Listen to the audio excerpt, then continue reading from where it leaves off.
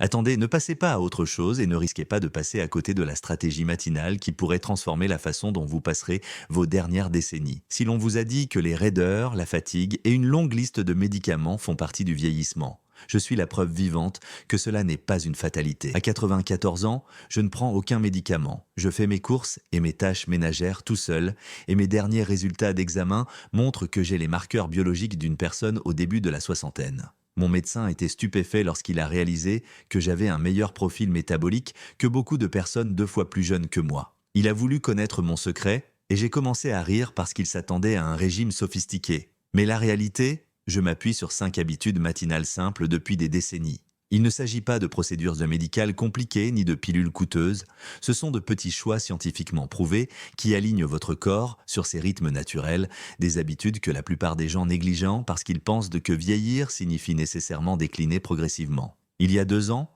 j'ai réalisé à quel point mon mode de vie était rare lorsque j'ai rendu visite à plusieurs vieux amis. Ils semblaient tous accablés par leurs médicaments quotidiens, leurs déambulateurs et le sentiment envahissant que la vie leur arrivait sans qu'ils y participent. Et ces personnes avaient 10 ou 15 ans de moins que moi. Ce jour-là, j'ai vraiment pris conscience qu'il existait un fossé énorme entre ce qui est considéré comme normal pour les personnes âgées et ce qui est réellement possible avec la bonne approche. Je pouvais monter les escaliers sans aide pendant qu'ils attendaient l'ascenseur. Je restais lucide pendant qu'ils se plaignaient d'avoir perdu leurs clés ou oublié leur rendez-vous. Ce n'était pas parce que j'avais hérité de gènes surhumains. Je pense que c'est parce que j'ai commencé, de manière obsessionnelle diront certains, à profiter pleinement de mes matinées. Et si vous continuez à lire, vous comprendrez pourquoi je pense que la première heure après le réveil peut réécrire toute votre histoire avec le vieillissement. J'ai le pressentiment que ces 5 habitudes sont exactement ce dont vous avez besoin si vous en avez assez, qu'on vous dise que vous êtes trop vieux pour espérer mieux.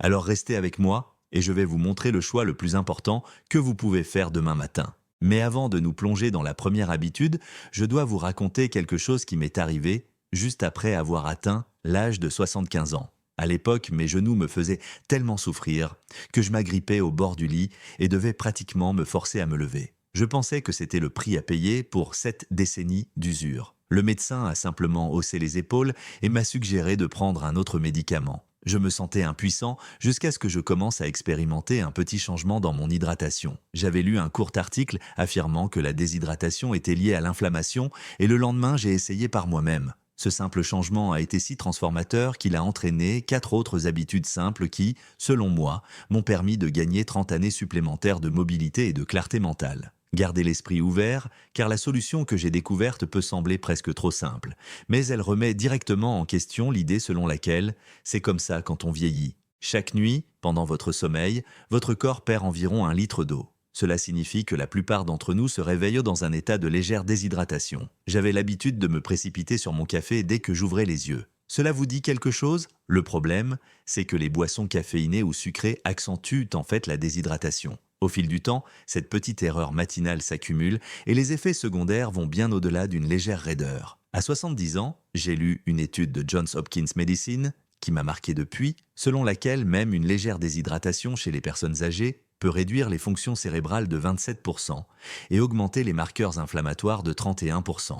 Pas étonnant que tant de personnes âgées se réveillent dans le brouillard et avec des courbatures, puis comptent sur le café pour se réveiller avant de s'effondrer plus tard. La petite mesure que j'ai essayée a été de placer un grand verre d'eau sur ma table de chevet avant de me coucher. Au réveil, je buvais les 47 centilitres d'un trait avant de prendre mon café, mon thé ou mon petit déjeuner. J'ajoute une pincée de sel naturel pour aider mes cellules à absorber l'eau. Au bout de quelques jours, j'ai remarqué quelque chose, la raideur lancinante dans mes genoux s'était atténuée. J'avais l'esprit plus clair, comme si quelqu'un avait appuyé sur un interrupteur. Je bougeais plus facilement et je me sentais plus alerte. À ce moment-là, j'ai compris que ce n'était pas un effort considérable qui avait changé mes matinées, mais une action de 30 secondes que je n'avais jamais pris la peine de faire. Si ce petit changement pouvait m'apporter un tel soulagement, je me suis demandé ce que j'avais pu négliger d'autre. Cette question m'a conduit à adopter une deuxième habitude matinale. Laisser les premiers rayons du soleil caresser mes yeux. À l'âge de 78 ans environ, j'ai entendu parler de l'alignement du rythme circadien. Je n'avais pas beaucoup étudié les sciences à l'école, mais j'étais fasciné par l'idée que notre corps fonctionne selon une horloge interne. Un chercheur de l'université de Stanford a expliqué que 10 à 15 minutes d'exposition au soleil le matin peuvent réinitialiser des hormones essentielles et stimuler la production de sérotonine chez les personnes âgées. Certaines personnes ne réalisent pas à quel point cela est puissant. Je me souviens avoir lu que le fait de ne pas profiter de cette fenêtre d'exposition matinale peut augmenter le risque de dépression de 69% et perturber les cycles de sommeil en seulement quelques jours. Cela a suffi pour me faire sortir du canapé dès le réveil, mais j'ai failli tout gâcher au début. Je faisais des promenades l'après-midi et je pensais que cela suffisait. Ce n'est que lorsque j'ai commencé à sortir dans la demi-heure qui suivait mon réveil que j'ai remarqué des améliorations spectaculaires. Tout à coup, je m'endormais plus facilement le soir et mon humeur s'était nettement améliorée. Même ma posture s'est améliorée. C'est presque comme si la lumière du soleil du matin disait à mon corps « Hé, il est temps de faire le plein d'énergie et de tout synchroniser ». Ce qui m'étonne encore, c'est la rapidité avec laquelle le corps réagit lorsqu'on lui envoie le bon signal lumineux. J'ai lu des articles sur des personnes âgées qui ont réussi à guérir des années d'insomnie simplement en profitant des rayons du soleil le matin. L'astuce consiste à ne pas mettre de lunettes de soleil si possible pendant ces 10 à 15 minutes afin que les récepteurs spécialisés de vos yeux puissent absorber les bonnes longueurs d'onde. Cela peut sembler insignifiant, mais croyez-moi, cette simple mesure m'a rendu 1000 fois ma qualité de vie. Maintenant, si vous voulez garder votre cerveau en forme en vieillissant, il y a une autre étape à connaître et 92% des personnes âgées la négligeant complètement. Je parle d'une courte séance d'entraînement cognitif dès le réveil, ma troisième grande découverte. Le jour où j'ai appris cela, j'ai vu une amie proche, une peintre talentueuse, mettre par erreur son pinceau préféré dans le réfrigérateur. Elle s'inquiétait depuis des mois de ses trous de mémoire et nous nous demandions toutes les deux s'il existait un moyen simple de garder le cerveau plus actif. C'est alors que je suis tombé sur une étude fascinante de la Harvard Medical School. Si vous faites un petit exercice mental dès le réveil, vous pouvez améliorer votre neuroplasticité de 37%. C'est comme si vous faisiez faire un échauffement à votre cerveau avant d'affronter la journée. Ce que j'ai trouvé particulièrement intéressant, c'est que votre cerveau présente des niveaux élevés d'une substance appelée BDNF, facteur neurotrophique dérivé du cerveau, juste après le réveil, et que cette substance commence à diminuer au fil des heures. Vous disposez donc d'une période idéale pour entraîner votre cerveau pendant que le BDNF est à son maximum. Je me suis demandé, quelques minutes de jeux cérébraux quotidiens pourraient-elles vraiment m'empêcher de perdre davantage de connexions neuronales? Je dois avouer que j'étais sceptique car cela semblait trop facile. Mais j'ai décidé d'essayer en réservant 4 minutes chaque matin à une routine. Un problème mathématique simple, me remémorer un souvenir précis, apprendre quelques nouveaux mots et visualiser mon programme de la journée. Avant de commencer, je notais tout la veille au soir afin de ne pas perdre de temps à chercher des idées. Les résultats m'ont stupéfié. En quelques semaines, j'ai remarqué que je me souvenais plus rapidement des noms et des adresses. Mon esprit semblait plus vif, comme un moteur qui démarre instantanément au lieu de tout sauter pendant quelques minutes. Et lorsque des personnes 2 fois plus jeunes que moi se plaignaient de moments de sénilité, je me sentais presque coupable car cela m'arrivait rarement. L'un des plus grands regrets que j'entends chez les personnes âgées est « si seulement j'avais su que je pouvais protéger ma mémoire comme ça ». En réalité, ces connexions neuronales se forment ou s'estompent en fonction de la façon dont vous les sollicitez. En particulier pendant cette période magique qui suit le réveil. Si vous la manquez, vous risquez de perdre des milliers de connexions neuronales chaque matin. Je sais que vous avez peut-être l'intention de commencer dès demain, mais laissez-moi vous dire une chose, si vous ignorez la prochaine habitude que je vais vous décrire, vous risquez de saboter les progrès que vous aurez réalisés grâce à l'hydratation, à l'exposition au soleil et à la stimulation cognitive. Parlons donc du mouvement. Je n'ai pas toujours été capable de sortir du lit d'un bond. Au début de ma 80e année, il m'arrivait certains matins de devoir m'asseoir sur le bord du matelas et d'attendre que mes chevilles et mes genoux cessent de palpiter. Mon voisin bien intentionné m'a conseillé de faire des étirements profonds dès mon réveil. J'ai essayé mais cela n'a fait qu'empirer les choses. J'avais lu quelque part qu'une personne âgée s'était fait une hernie discale à cause d'un seul étirement mal effectué le matin. J'ai donc fait des recherches et j'ai découvert qu'après 70 ans, les tissus ont besoin d'une approche différente car les fibres de collagène ne sont plus aussi souples qu'à 30 ou 40 ans. Des étirements trop intensifs peuvent causer des micro-lésions qui entraînent une inflammation chronique. J'ai fini par mettre au point une séquence douce qui ne dure que 7 minutes, conçue pour réchauffer progressivement les articulations âgées de l'intérieur. Je commence par faire de petites rotations des épaules en position assise. Ensuite, je lève les genoux un par un, toujours assise, pour faire circuler le sang vers les hanches et le bas du dos. Ensuite, je fais un exercice d'expansion thoracique dans l'encadrement d'une porte en me penchant juste assez en avant pour sentir une légère traction sans forcer. Ensuite, je fais des squats appuyés en m'aidant du comptoir de la cuisine pour garder l'équilibre, en descendant seulement jusqu'à ce que mes genoux me le permettent confortablement. Enfin, je fais tourner chaque cheville en position assise pendant une demi-minute par pied. À la fin, mes articulations sont bien réveillées et je ne ressens plus cette raideur invalidante. Il y a environ 10 ans, un de mes amis, Thomas, qui a 5 ans de moins que moi, insistait pour dire qu'il devait s'étirer plus intensément s'il voulait vaincre la vieillesse. Malheureusement, il s'est déchiré un muscle et a dû suivre une rééducation. Lorsqu'il a finalement essayé ma routine plus douce, sa douleur a diminué en 2 semaines et il n'a plus eu besoin de son déambulateur. Ce que la plupart des gens ignorent, c'est que les premiers mouvements que vous effectuez chaque matin peuvent déterminer votre état physique pour le reste de la journée. Selon certaines recherches menées par la Mayo Clinic, commencer la journée par des mouvements fluides et doux permet de réduire l'inflammation de près de moitié. C'est un résultat impressionnant pour une routine qui ne prend que quelques minutes. Même si vous appliquez les 4 premières habitudes, il y a un élément supplémentaire que je ne voudrais pas que vous négligiez, car il est très facile de se tromper. Il s'agit de la façon dont vous alimentez votre corps pendant les heures matinales. Pendant la majeure partie de ma vie d'adulte, je prenais mon petit déjeuner sans trop y penser. Une tartine, peut-être un fruit ou des céréales. Mais vers 85 ans, je suis tombé sur une étude du Centre de nutrition humaine et vieillissement de l'université Tufts qui traitait du moment idéal pour consommer des protéines, en particulier pour les personnes âgées. En substance, avec l'âge, notre corps devient moins efficace pour développer ses muscles, à moins que nous ne consommions suffisamment de protéines de haute qualité au bon moment. La plupart d'entre nous consommons la majeure partie de nos protéines au dîner, ce qui est peut-être trop tard dans la journée. En examinant mes habitudes, j'ai réalisé que je me privais probablement chaque matin. J'ai décidé de changer mes habitudes. Des œufs, du yaourt grec ou un simple smoothie protéiné au collagène sont devenus mon petit déjeuner de base. La différence a été presque choquante. En quelques semaines, j'ai remarqué que mon énergie était plus stable tout au long de la journée. Des tâches telles que porter les courses ou jardiner me semblaient plus faciles, comme si mon corps avait enfin les éléments dont il avait besoin. Mes bras et mes jambes étaient plus fermes et je n'avais plus autant de courbatures. Même mon entourage m'a fait remarquer que j'avais l'air plus forte. Voici pourquoi cela fonctionne. Après avoir fait quelques mouvements doux le matin, vos muscles sont dans un état réceptif.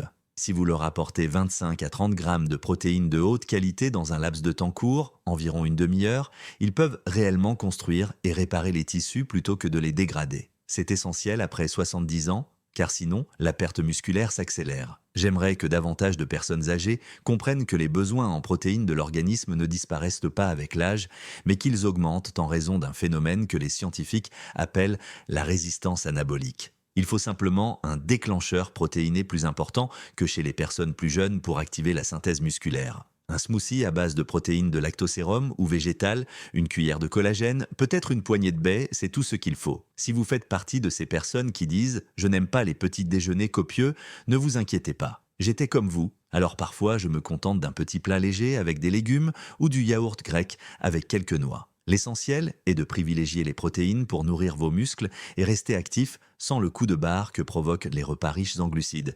Si vous êtes toujours là, c'est peut-être parce que vous êtes curieux. Vous avez peut-être déjà essayé une ou deux de ces idées par le passé où on vous a dit qu'il était trop tard pour commencer quelque chose de nouveau. Je peux vous dire par expérience que vous serez étonné de la rapidité avec laquelle votre corps réagira une fois que vous aurez aligné ses habitudes sur vos rythmes biologiques naturels. Les personnes de mon âge abandonnent souvent, convaincues que leurs meilleurs jours sont derrière elles. Mais laissez-moi vous rappeler une chose, je pensais la même chose à 75 ans et j'ai eu tort à maintes reprises. Lorsque vous vous hydratez de manière stratégique dès le réveil, vous donnez essentiellement un coup de pouce à vos cellules.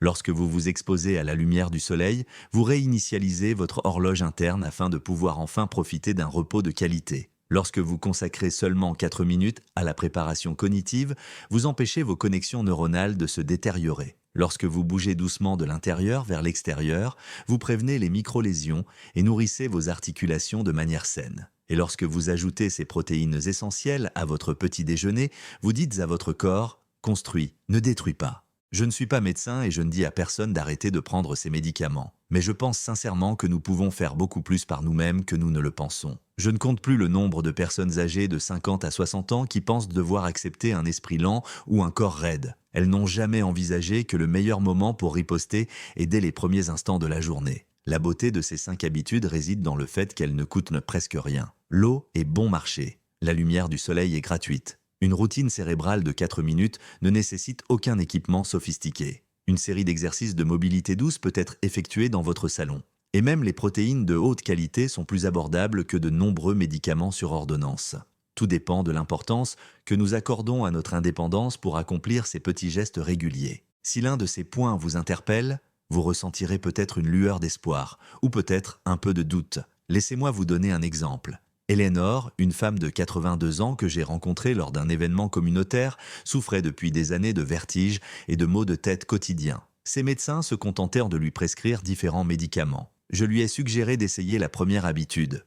Remplacer son café matinal par 50 centilitres d'eau à température ambiante avec une pincée de sel. Elle m'a pris pour un fou, mais quelques semaines plus tard, elle m'a dit que ses maux de tête avaient disparu et qu'elle se sentait pleine d'énergie. Ce n'était que le début. Très vite, elle s'est intéressée aux autres habitudes et a constaté une amélioration de son équilibre après avoir adopté la séquence de mobilité. Quelques minutes de ces mouvements doux semblaient recalibrer son corps. Ce sont ces petits changements qui, cumulés, entraînent des changements majeurs dans la vie. Les gens me demandent souvent « Dois-je faire les 5 exercices à la perfection tous les jours ?» Je leur réponds qu'il faut viser la régularité, pas la perfection. Il m'est bien sûr arrivé de devoir partir en vitesse le matin et de ne pas avoir le temps de profiter du soleil ou d'emporter mon eau. Mais je me rattrape le lendemain et avec le temps, les bienfaits cumulés sont énormes. Une autre question que j'entends souvent, est-il vraiment nécessaire de s'exposer au soleil si je vis dans une région nuageuse ? J'ai vécu dans un endroit où les hivers sont rigoureux. Et je sortais quand même si le soleil était caché derrière les nuages.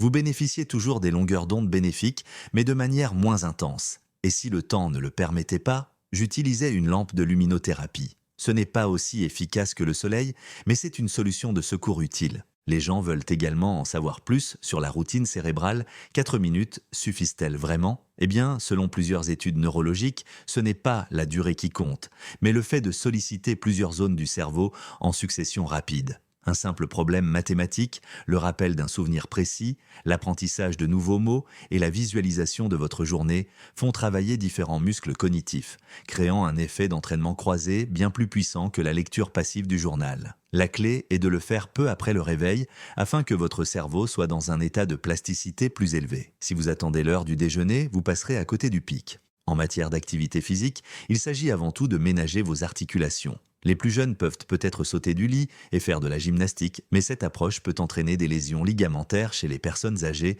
Il vaut mieux réchauffer les tissus progressivement. La combinaison de rotation douce des épaules, de marche sur place, d'étirement dans l'encadrement d'une porte, de squat avec appui et de cercle avec les chevilles est étonnamment complète pour une séquence aussi courte. J'ai rencontré un homme de 88 ans qui souffrait d'arthrite avancée aux 2 genoux. Il m'a dit qu'il pouvait à peine se tenir debout. Après 2 semaines de marche sur place et de squat avec appui, il m'a dit qu'il pouvait se lever de sa chaise sans grimacer. Cela peut sembler insignifiant pour certains, mais pour lui, cela a changé sa vie. Je ne saurais trop insister sur l'importance du dernier élément, le moment de la prise de protéines. La société nous a appris à faire le plein de glucides au petit déjeuner, avec du pain ou un muffin par exemple, ce qui fait grimper notre glycémie et laisse nos muscles sous-alimentés. Puis nous mangeons une grosse portion de protéines au dîner, juste au moment où notre corps se met au repos. En inversant cette tendance, en privilégiant les protéines le matin, vous renforcez votre corps dès le réveil. Barbara, qui a 91 ans, m'a dit qu'elle avait retrouvé la capacité de monter les escaliers sans s'appuyer sur la rampe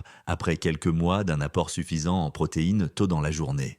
C'est le genre d'indépendance qui compte. Je pense parfois à quel point mon propre vieillissement aurait été différent si je n'avais jamais fait ces découvertes. Si j'avais continué à rechercher des solutions miracles ou à ignorer ma routine matinale, je pense que je serais comme beaucoup de personnes de mon âge, aux prises avec de multiples prescriptions, des visites fréquentes à l'hôpital et le sentiment déchirant d'être un fardeau pour mes proches. Au lieu de cela, je cuisine toujours pour moi-même, je lis toujours des livres stimulants et je me souviens encore du nom de mes nouveaux voisins. Je suis convaincu que mes 5 habitudes constituent le cadre qui me permet de profiter de la vie comme je l'entends. Si un élément de mon histoire vous rappelle quelque chose que vous vivez actuellement, ou si vous voyez un proche lutter quotidiennement contre la fatigue et la frustration, pensez à commencer par une seule habitude dès demain. La plus facile pourrait être de boire 50 centilitres d'eau avec une pincée de sel ou de passer 10 minutes au soleil. Observez si quelque chose change au bout d'une semaine ou 2.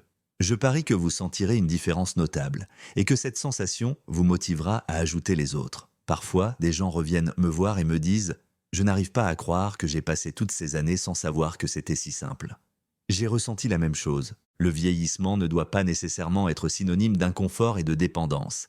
Les premières minutes après le réveil peuvent vous mettre sur la voie du déclin ou sur celle de la résilience. C'est comme choisir entre 2 portes. Je pense que ce que la plupart des médecins appellent vieillissement normal n'est souvent que l'accumulation d'occasions manquées. Hydratation insuffisante, manque de soleil, manque d'activité cérébrale, manque d'exercice physique modéré, manque de protéines. Oui, nous sommes tous confrontés à l'inévitable vieillissement. Mais il y a une énorme différence entre compter les années dans la douleur et la frustration et compter les années avec gratitude et vitalité.